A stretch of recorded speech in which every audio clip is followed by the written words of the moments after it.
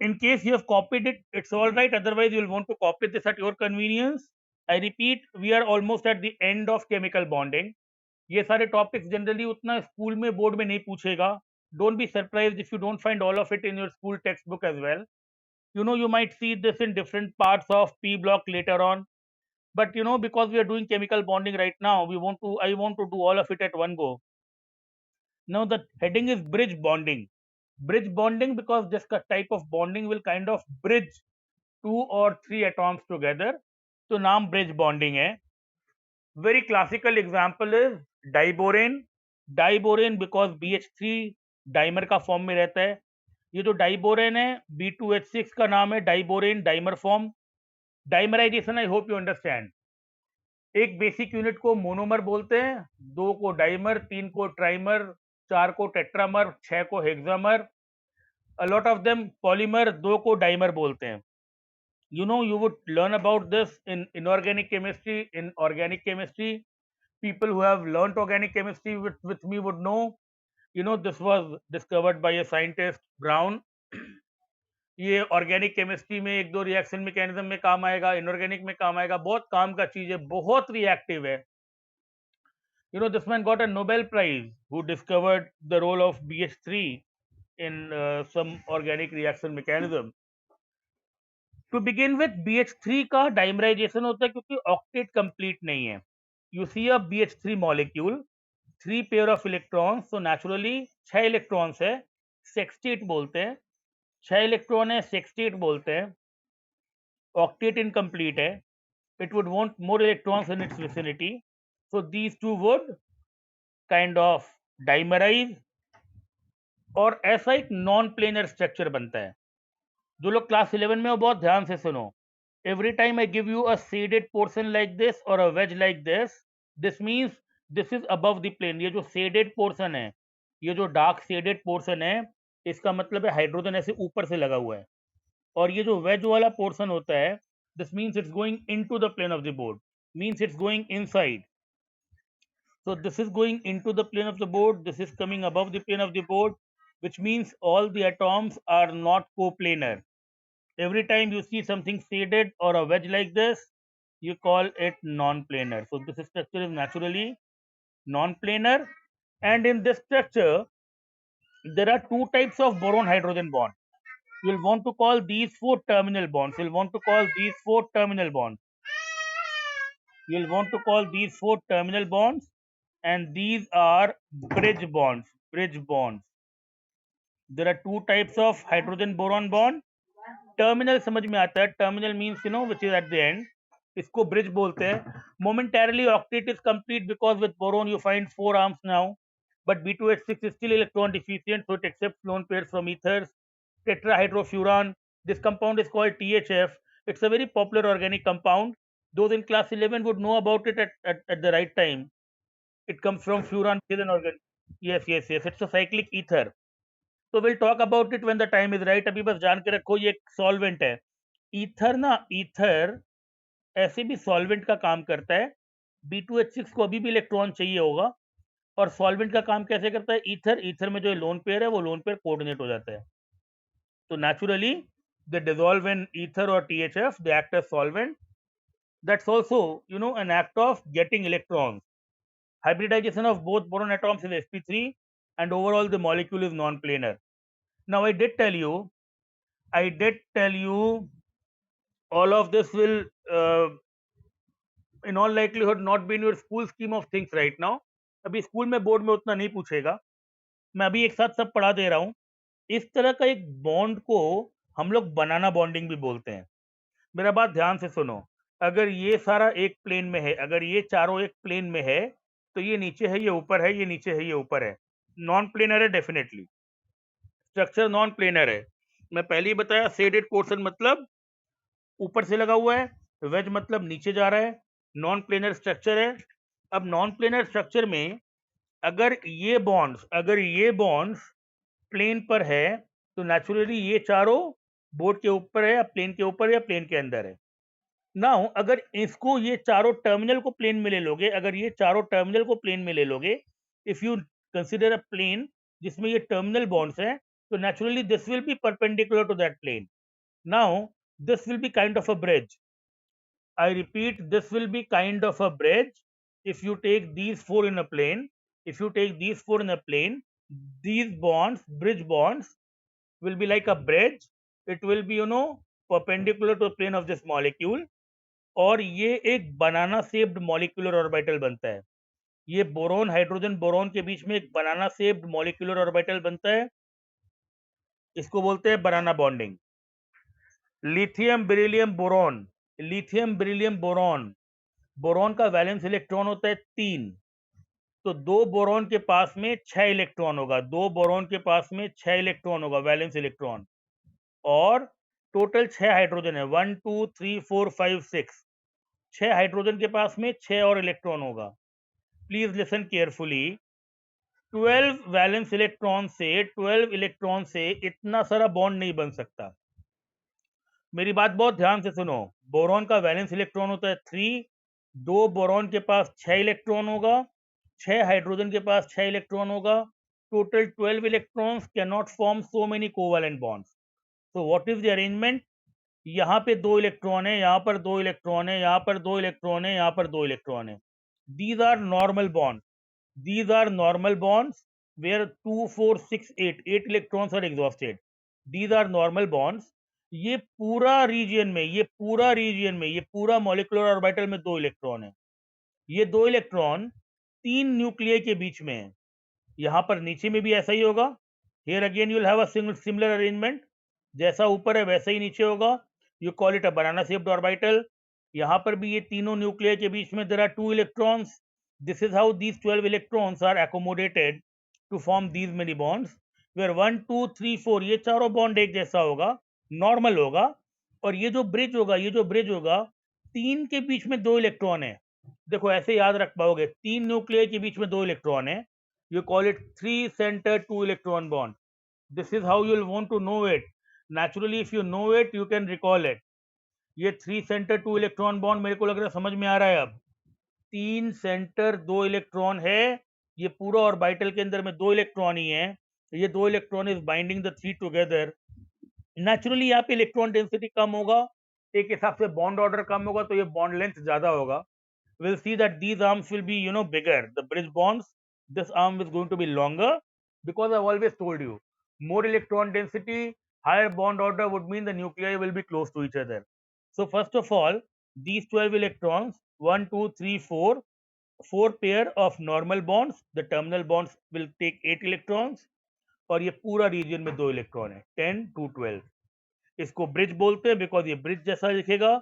बनाना bond बोलते हैं because banana shape molecular orbital है. 3 center 2 electron because 2 electron would be in between 3 nuclei. I think you all are happy with this. We'll want to move on. Which part? It's a fact which you'll have to know. जैसे अगर ये एक plane में है, ये दोनों हाथ नीचे जा रहा है, ये दोनों हाथ ऊपर आ रहा है. ये शेडेड मतलब ये ऊपर आ रहा है, ये दोनों हाथ नीचे जा रहा है, मतलब सारा एक प्लेन में नहीं है. अगर ये चारों को एक प्लेन में लेते, एक प्लेन लेते जिसमें ये चारों आता, तो ये वाला उसके परपेंडिकुलर हो जाता, ये उस प्लेन में नहीं रहता. अब अगर मान लो इसको प्लेन में लेते तो ये ऐसा एक ब्रिज जैसा बनता, इन तीनों के बीच में एक ब्रिज बनता. इसका शेप कैसा होता है? इसका शेप बनाना जैसा होता है, इसीलिए इसको बनाना बॉन्ड बोलते हैं. Are you happy with 3 center 2 electron understanding?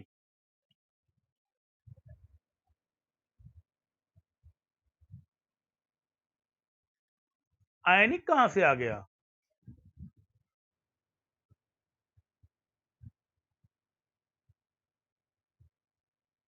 हाँ, यहाँ पर 2 ही इलेक्ट्रॉन बीच में है, अलग तरह का एक ऑर्बिटल है, अलग तरह का अरेंजमेंट है, तभी तो अलग तरह का नाम है, तभी तो इसको अलग से पढ़ाया जा रहा है. अगर नॉर्मल होता तो अलग से थोड़ी पढ़ाया जाता. यहाँ पर 2 इलेक्ट्रॉन 3 के बीच में होता है, ये एक अलग तरह का केस है. This is called banana bonding. 2 electron 3 nuclear के बीच में है, इसीलिए 3 सेंटर 2 इलेक्ट्रॉन बॉन्ड बोलते हैं. आयनिक कहां से आ गया?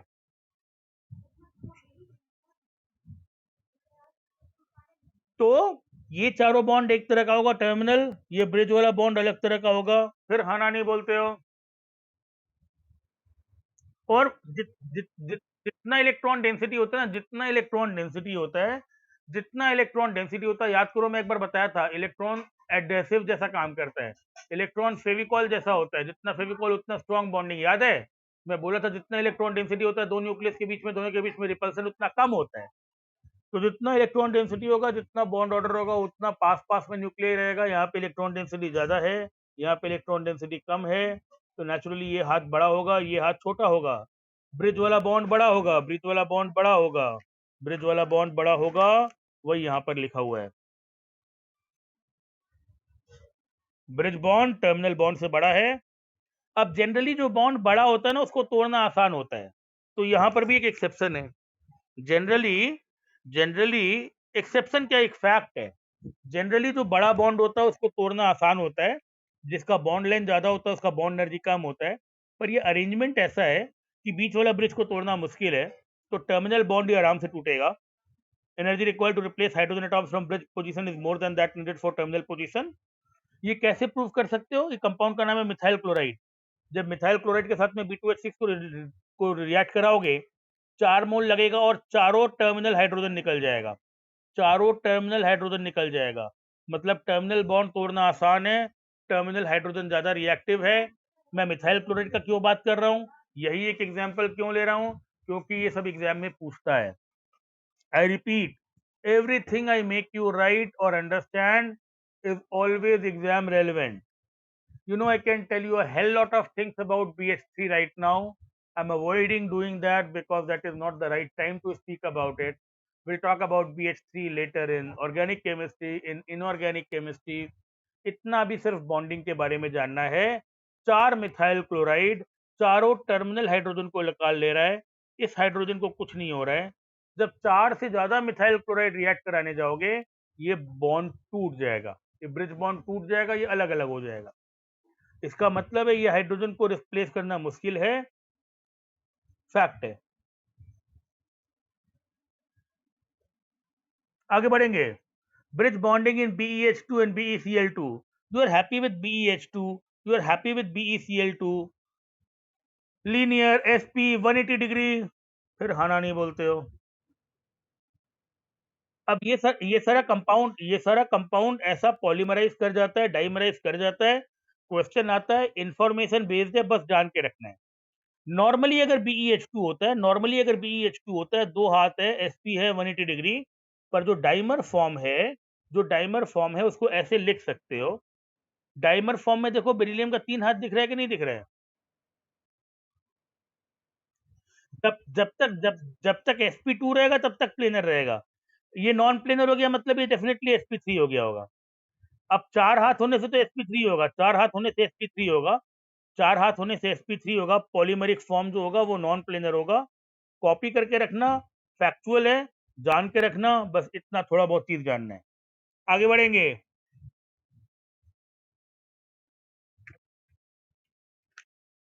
तो at your convenience you'll want to copy all of it. At your convenience you'll want to copy all of it. BeCl2 also dimerizes like BeH2, BeCl2 भी डाइमराइज करता है, और इस तरह से हम लोग डाइमराइजेशन दिखा सकते हैं। हालांकि एक अंतर है, नॉर्मली जब डाइमराइजेशन होता है, नॉर्मली जब ऐसा कुछ होता है तो इलेक्ट्रॉन डेंसिटी कम रहता है, बॉन्ड कमजोर बनता है। यहाँ पे ऐसा नहीं है, यहाँ पे ऐसा इसलिए नहीं है, यहाँ पे ऐसा इसलिए नहीं है क्योंकि यहाँ पे क्लोरीन का लोन पेयर लगेगा। यहाँ पर देखो BeCl2 में क्लोरीन का लोन पेयर लगेगा। हेलोजन का 7 इलेक्ट्रॉन होता है, एक इलेक्ट्रॉन से कोवेलेंट बॉन्डिंग हुआ, 6 इलेक्ट्रॉन यहाँ पर है, 3 पेयर है। यहाँ पर इलेक्ट्रॉन डिफिशियंसी नहीं है, मतलब बेरिलियम के ऊपर है, पर क्लोरीन के पास इलेक्ट्रॉन है, एक्चुअली इलेक्ट्रॉन है जो कोऑर्डिनेट बॉन्ड हो रहा है। हम लोग कोऑर्डिनेट बॉन्ड के बारे में और पढ़ेंगे। कोऑर्डिनेट बॉन्ड क्या होता है? कोऑर्डिनेट बॉन्ड में एक ही दोनों इलेक्ट्रॉन देता है। If you have a coordinate bond between two nuclei, generally दोनों एक एक इलेक्ट्रॉन देता है ना, कोवेलेंट में दोनों एक एक इलेक्ट्रॉन देता है, कोवैलेंट में जनरली दोनों एक एक इलेक्ट्रॉन देता है, कोऑर्डिनेट बॉन्ड में एक ही दोनों इलेक्ट्रॉन देता है। कोऑर्डिनेट बॉन्ड को जनरली ऐसे रिप्रेजेंट करते हैं, ऐसे कोऑर्डिनेट बॉन्ड को रिप्रेजेंट करते हैं, कोऑर्डिनेट बॉन्ड को जनरली ऐसे रिप्रेजेंट करते हैं। कोऑर्डिनेट बॉन्ड में एक ही स्पीसीज होता है जो एक लोन पेयर देता है, ऐसे एरो से दिखाते हैं। इसका मतलब है ए लोन पेयर दिया, ये कोऑर्डिनेट बॉन्ड है, ये नॉर्मल बॉन्ड होता है, कोवैलेंट बॉन्ड, जहां पर ये एक इलेक्ट्रॉन दिया, ये एक इलेक्ट्रॉन दिया, तो एक बॉन्ड बना। ये कोवैलेंट बॉन्ड हुआ। कोऑर्डिनेट बॉन्ड में एक ही स्पीसीज दोनों इलेक्ट्रॉन देता है। तो यहाँ पर इलेक्ट्रॉन का कमी नहीं है, यहाँ पे इलेक्ट्रॉन का कमी नहीं है। और यहाँ पर ये रीजन के बीच में 2 और 2 4 इलेक्ट्रॉन है, 2 और 2 4 इलेक्ट्रॉन है, इसलिए it will be 3 centre 4 electron bond. This will be 3 centre 4 electron bond. मैं जैसे समझा रहा हूँ वैसे समझ जाओ। इसका ऐसा एक्सप्लेनेशन किताब में भी नहीं रहता है, ये जनरली लोगों को याद रखना पड़ता है। जहाँ पे हैलोजन रहेगा, जहाँ पर हैलोजन रहेगा, वहां पर ये 2 बॉन्ड का इलेक्ट्रॉन और ये 2 कोऑर्डिनेट बॉन्ड का electron. Please mute at your end if you do not want to say something. Any kind of whispering at your end naturally disturbs me. So please mute yourself if you have nothing to say right now. 2 electrons from the normal covalent bond, 2 electrons for the coordinate bond. अब ये भी एक तरह का bridge है, पर इस bridge में 2 2 4 4 इलेक्ट्रॉन है, 3 न्यूक्लियर के बीच में, 3 सेंटर 4 इलेक्ट्रॉन। पर यहां पर भी हमेशा ब्रिज बॉन्ड बड़ा होता है। ये सारा फैक्ट्स है। BeCl2 का पॉलीमर फॉर्म ऐसा दिखेगा। अगेन, जब तुमको 4 हाथ दिखे आसपास, you will assume it to be sp3। और जब ऐसा शेडेड और वेज वाला फॉर्म मिले, मतलब है कि ये प्लेनर नहीं है, नॉन प्लेनर है। ये सब बच्चा वाला क्वेश्चन आता रहता है एग्जाम में, but this far and no further, इससे ज्यादा नहीं आएगा, ये लिमिट है। ठीक है, केमिकल बॉन्डिंग में हम लोग इतना सब कुछ देख चुके हैं। आज मैंने तुम लोग को एमसीक्यूज भेजा, आईआईटी का एग्जाम का किताब का फोटो मैंने भेजा, देखो उसमें से 50% क्वेश्चन तो हम लोग का हो गया है। I hope you all are understanding me. Please respond with a yes sir. So more than half the questions we have already done. Today also, I just wanted to finish this chapter. In a day or two, I'll start giving you notes on gaseous state. The beginning of gaseous state will be very simple. Charles law, Boyle's law, PV is equal to nRT, ideal gas equation. We'll want to go past it in a jiffy. And then we'll take up topics like partial pressure, Graham's law of diffusion, kinetic theory. Hopefully, if I'm able to do that in a week or so, that would also be one topic done for your school exam. Although very honestly, I do not bother about your class 11 current exam. That should be your case as well. Nobody will judge you by your school performance. Don't get too worked up about your school performance. Don't get very emotional about your school performance right now. I cannot speak this individually to everyone every time. And the class which I take certainly has to be your priority. तुम्हारा school में कोई problem है, I can help you, पर अगर मेरे यहाँ पर if you lag behind, then God help you.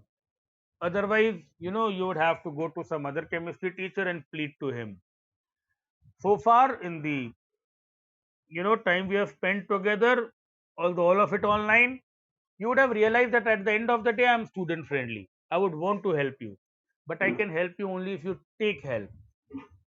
So do not miss classes, copy everything at your convenience. And these are facts which I'll just want to conclude with. There are some aspects of ionic we would learn in thermodynamics. More of it will be done in chemical bonding advanced later on. So I do not believe in saying a topic is over, but with your batch, I have done too much in chemical bonding. You look at the IIT questions, whether we solve it in the class today or not, that will give you a peace of mind. आधा से ज्यादा questions हम लोग ऐसे ही कर चुके हैं, आधा से ज्यादा क्वेश्चंस हम लोग कर चुके हैं। मैक्सिमम मैंने लॉजिकली एक्सप्लेन करने की कोशिश की है। अदरवाइज बहुत सारा चीज ना पता होना चाहिए, मालूम होना चाहिए। अब AlCl3 का डाइमर होता है, AlCl3 का डाइमर के बारे में हम लोग इत्मीनान से पी ब्लॉक में पढ़ेंगे, तो मैं सबका स्ट्रक्चर तुम लोग से भी नहीं बनवा रहा हूँ।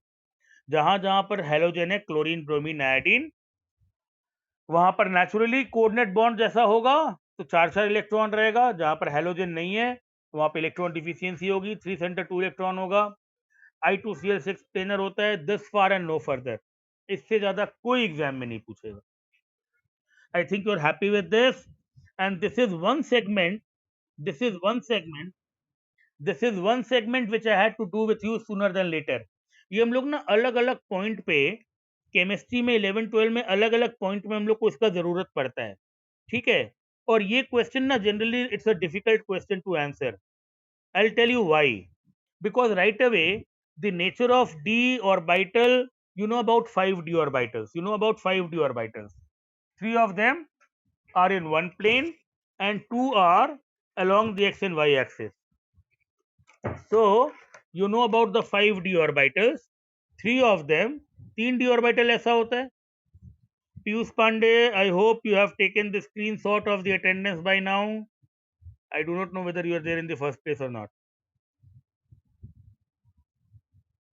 Piyush Pandey, can you hear me?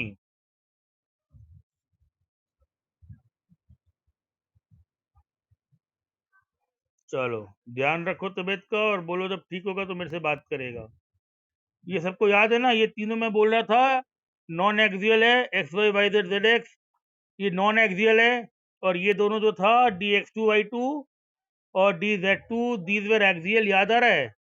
ये 5 डी ऑर्बिटल में बताया था. कि, कितने कितने लोग हैं अभी क्लास में? My goodness, 26. लग रहा है 4 जन है क्लास में. हाँ, and there are hardly 4 people speaking. बाकी लोग बोल क्यों नहीं रहा है? अब तो आईपीएल भी चालू हो गया, अब तो आईपीएल भी चालू हो गया. हाँ, जो भी है, बट यू नो अब तो थोड़ा सा लाइफ और फ्लेवर्ड हो ही गया है. Come on, cheer up, don't be sad about what's happening in your school right now. I want more people to respond. Is it understood by everyone? Axial, axial क्योंकि ये एक्सिस के along है. Axial क्योंकि axis के along है. Non axial क्योंकि axis के बीच में है. अब sp3d, sp3d, sp3d को मैं बोला था sp2 और pd का सम मानना. क्या होता है? 3 एक प्लेन में होता है, इक्वेटोरियल इक्वेटोरियल इक्वेटोरियल, और 2 एक्सियल होता है, एक ऊपर एक नीचे. यस और नो? ऐसा था ना, 2 परपेंडिकुलर.